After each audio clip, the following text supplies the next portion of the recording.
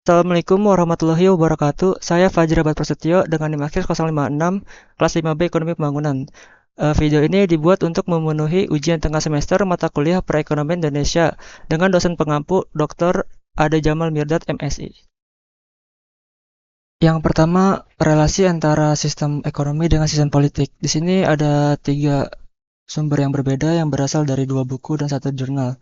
Yang pertama, menurut jurnal yang berjudul Keterkaitan antara demokrasi politik, demokrasi ekonomi, dan sistem ekonomi kerakyatan, menjelaskan bahwa dalam sejarah perpolitikan di Indonesia, sistem politik nasional cenderung berada di antara 2 kutub sistem politik, yaitu antara kutub liberalis dan kutub sosialis. Sejalan dengan pergerakan arah sistem politik nasional, sistem ekonomi nasional juga bergerak di antara 2 kutub sistem ekonomi, yaitu sistem kutub ekonomi kapitalis dan kutub ekonomi terpusat. Pada periode ekonomi terpimpin, sistem ekonomi nasional cenderung mengarah ke arah sistem ekonomi terpusat. Setelah berakhirnya masa demokrasi terpimpin, sistem ekonomi nasional cenderung berkiblat kepada sistem ekonomi kapitalis. Ketika sistem ekonomi mengarah ke sistem kapitalis, maka demokrasi ekonomi akan sulit terwujud karena dalam sistem ekonomi liberalis kapitalistik akan terjadi penghisapan terhadap yang lemah dan pemusatan kekuatan ekonomi hanya berada pada sekelompok orang. Sebaliknya, jika sistem ekonomi mengarah ke sistem ekonomi terpusat, maka akan terjadi penguasaan oleh negara yang berlebihan yang dapat mematikan inisiatif dan kreasi individu dan badan usaha lainnya di luar sektor negara. Pelaksanaan demokrasi ekonomi baru mencapai tujuannya bila terdapat kesejajaran antara sistem politik dan sistem ekonomi. Sistem politik yang demokratis akan memberikan iklim yang kondusif bagi terwujudnya demokrasi ekonomi. Dengan lain perkataan, demokrasi politik yang merupakan prasyarat bagi berjalannya demokrasi ekonomi. Tanpa adanya kesejajaran antara sistem politik dan sistem ekonomi, maka penjabaran nilai-nilai demokrasi ekonomi dalam keseluruhan sistem perekonomian nasional hanya merupakan mitos belaka. Yang kedua, menurut buku dari Theories of Political Economy. Dalam bukunya, Caporaso dan Levin mengemukakan pendekatan ekonomi politik secara definitif dimaknai sebagai interrelasi di antara aspek, proses, dan institusi politik dengan kegiatan ekonomi, yaitu produksi, investasi, penciptaan harga, perdagangan, konsumsi, dan lain sebagainya. Mengacu pada definisi tersebut, pendekatan ekonomi politik mengaitkan seluruh penyelenggara politik, baik yang menyangkut aspek, proses, maupun kelembagaan dengan kegiatan ekonomi yang dilakukan oleh masyarakat maupun yang diintrodusir oleh pemerintah. Di samping itu, harus juga dipahami bahwa pendekatan ini meletakkan bidang politik subordinat terhadap ekonomi. Artinya, instrumen-instrumen ekonomi seperti mekanisme pasar, harga, dan investasi dianalisis dengan mempergunakan sistem politik di mana kebijakan atau peristiwa ekonomi tersebut terjadi. Dengan kata lain, pendekatan ini melihat ekonomi sebagai cara untuk melakukan tindakan, sedangkan politik menyediakan ruang bagi tindakan tersebut. Yang ketiga, menurut buku yang berjudul Perekonomian Indonesia yang ditulis oleh Dr. Mahmud, dijelaskan bahwa ada beberapa cara hubungan antara sistem ekonomi dan sistem politik. Yang pertama, pengaturan kepemilikan dan pengendalian sumber daya. Sistem ekonomi dan politik berkaitan erat dalam menentukan kepemilikan dan pengendalian sumber daya ekonomi. Sistem ekonomi akan menentukan apakah sumber daya akan dimiliki secara swasta, kolektif, atau publik.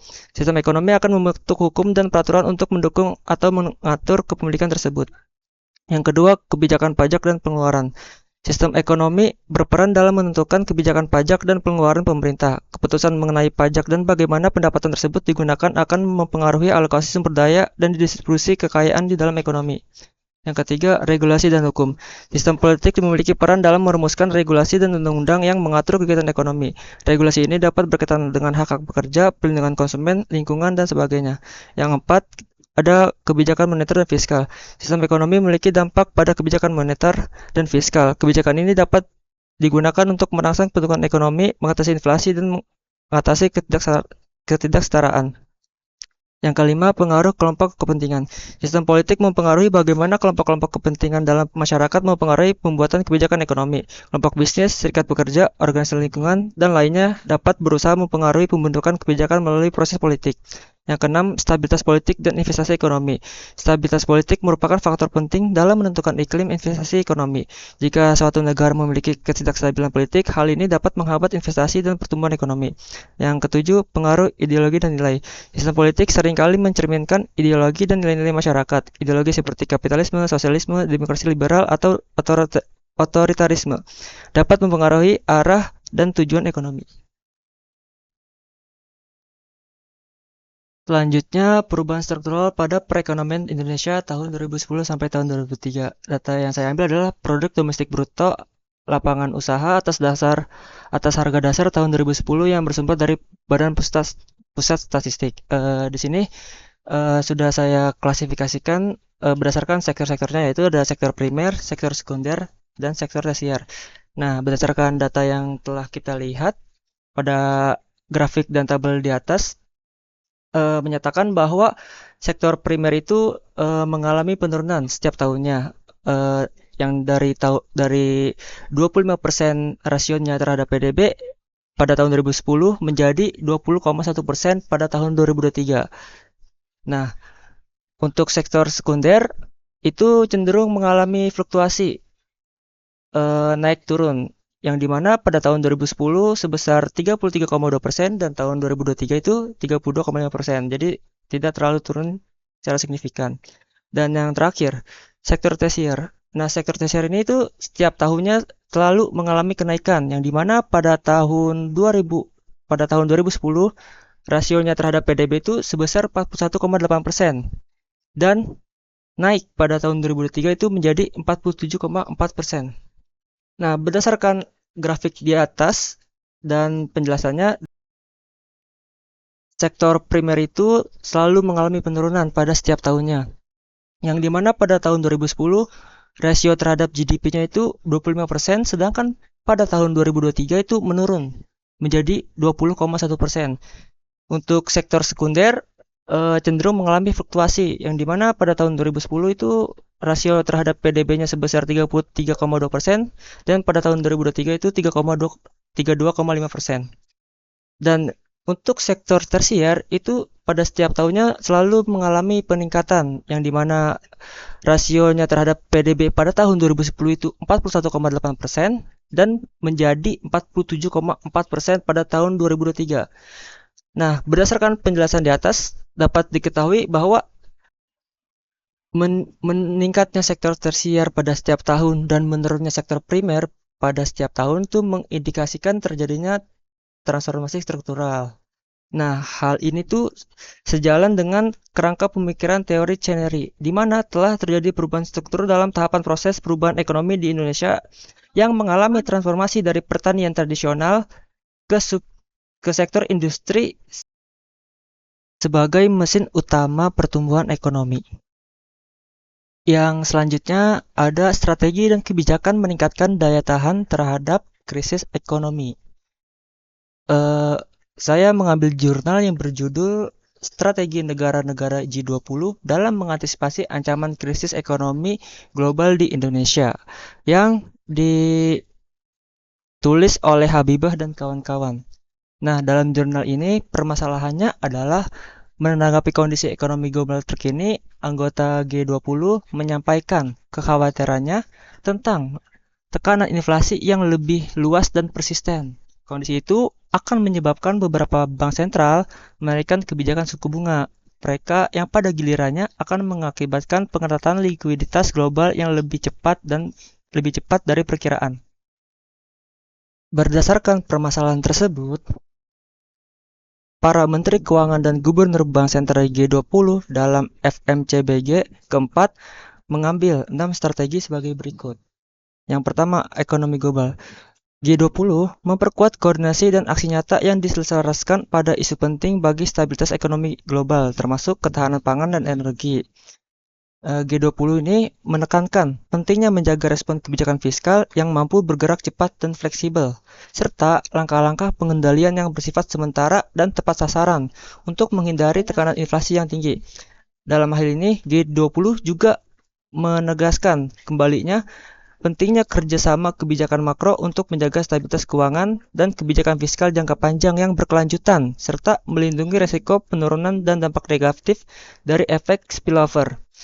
G20 juga menegaskan kembali pentingnya kebijakan makroprudensial, pembangunan berkelanjutan, dan transisi keberlanjutan. Selain itu, untuk meningkatkan stabilitas harga dan menghindari spillover, G20 juga berkomitmen untuk mengkalibrasi laju pengetatan kebijakan moneter secara tepat.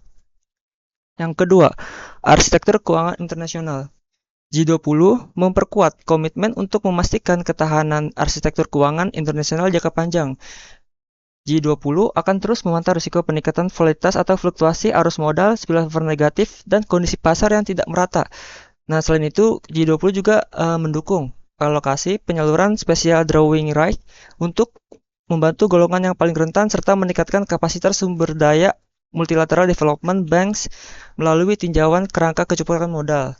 Dan di saat yang sama, memastikan penerapan common framework pada debt treatment di luar debt service suspension initiative. Yang ketiga, peraturan sektor keuangan. G20 menegaskan kembali komitmen dalam regulasi dan pengawasan sektor keuangan untuk memperkuat sistem keuangan internasional. G20 terus memperkuat sektor keuangan global melalui peningkatan pemantauan risiko dan melalui optimalisasi pemanfaatan teknologi dan digitalisasi. Dalam konteks ini, G20 menyambut baik penilaian FSB mengenai pengawasan dan regulasi global serta aktivitas pasar aset kripto dan menerima panduan akhir oleh BIS, CPMI, dan IOSCO yang menegaskan bahwa prinsip untuk infrastruktur pasar keuangan berlaku dalam pentingnya pengaturan stablecoin yang sistematis. Nah, yang keempat, keuangan berkelanjutan. G20 menegaskan komitmen untuk memperkuat agenda keuangan keberlanjutan dan mendukung transisi ekonomi hijau. Untuk mendukung infrastruktur yang transformatif, G20 mendukung Infrastructure 2.0 dan ringkasan studi kasus G20 dalam infrastruktur keuangan digital. Anggota G20 juga mendorong kualitas investasi infrastruktur dengan mendiskusikan penggunaan Quality Infrastructure Investment Indicator. Yang kelima, investasi infrastruktur. G20 berkomitmen untuk merevitalisasi investasi infrastruktur yang berkelanjutan, inklusif, dan terjangkau. G20 juga menekankan pentingnya kemajuan dalam agenda keuangan yang berkelanjutan dan mendukung transisi ekonomi hijau guna mencapai target bebas karbon. Dan yang terakhir, perpajakan berkelanjutan. G20 menegaskan kembali komitmen untuk mengimplementasikan kesepakatan paket pajak internasional 2 pilar G20. Selanjutnya, jurnal yang kedua yang berjudul Strategi Penguatan Keuangan Negara dalam Menghadapi Ancaman Resesi Global 2023 melalui Green Economy, yang ditulis oleh Yobel dan kawan-kawan yang berasal dari PKN STAN. Nah, dalam jurnal ini tuh permasalahannya adalah permasalahan yang penyebab terjadinya resesi global tahun 2003, yaitu ada 4. Yang pertama, pandemi COVID-19. Yang kedua, perang Rusia-Ukraina. Ketiga, tingkat inflasi yang tinggi. Dan yang keempat, kenaikan suku bunga.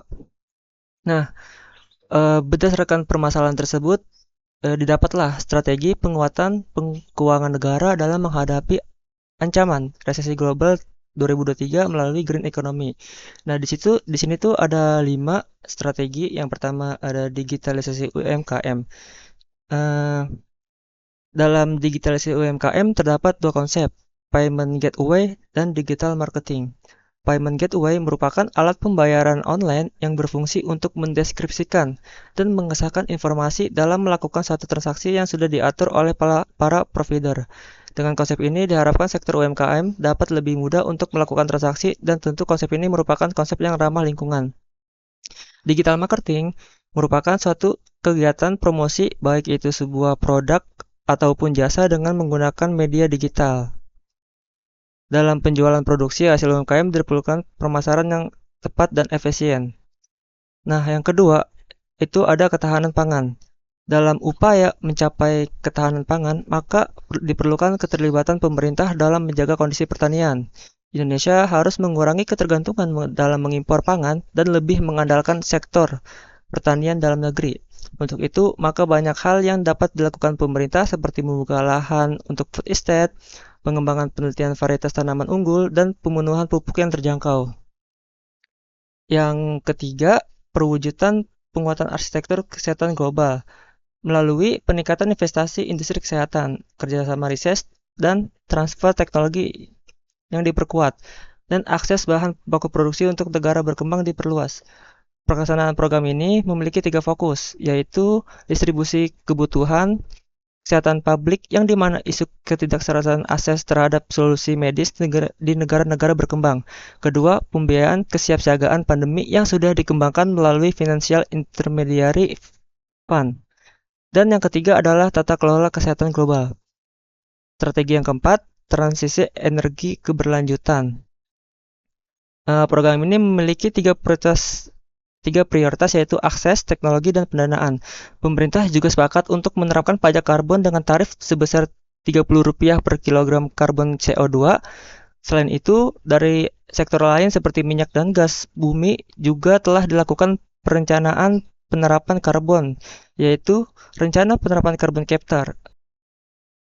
Dan yang kelima adalah pemberian insentif pajak PPh pada para UMKM. Pada sisi keringanan pajak penghasilan, maka dapat tetap menjaga daya beli masyarakat walaupun harga barang menjadi mahal akibat inflasi.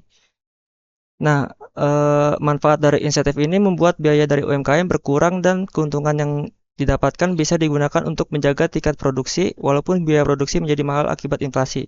Di sisi lain, insentif ini bisa dialihkan UMKM untuk menggaji karyawan agar mencegah terjadinya PHK. Yang selanjutnya adalah apakah pemerataan pendapatan dapat beriringan dengan pembangunan ekonomi?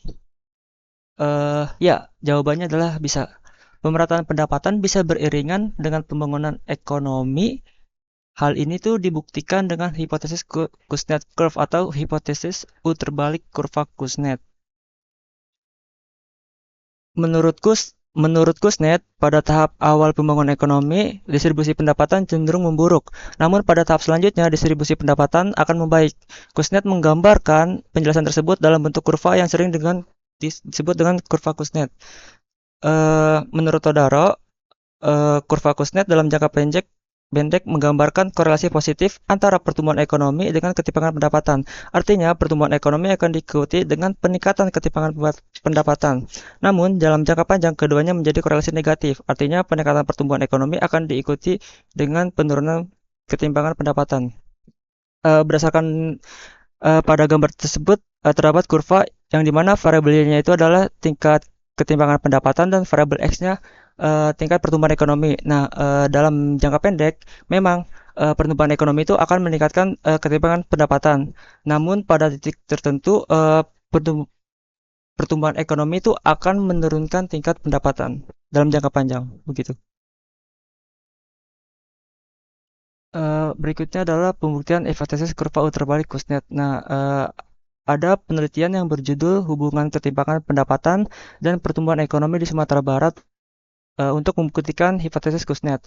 Nah, pada penelitian tersebut bahwa hipotesis Kuznets itu terjadi di Sumatera Barat pada tahun 2010 sampai tahun 2011 yang dimana pertumbuhan ekonomi itu akan menurunkan pada periode awal emang tingkat pertumbuhan ekonomi itu menaikkan tingkat ketimpangan pendapatan. Namun dalam jangka panjang tuh terbukti bahwa tingkat pertumbuhan ekonomi itu menurunkan ketimpangan pendapatan. Terima kasih, sekian dari saya, kurang lebihnya mohon maaf. Wassalamualaikum warahmatullahi wabarakatuh.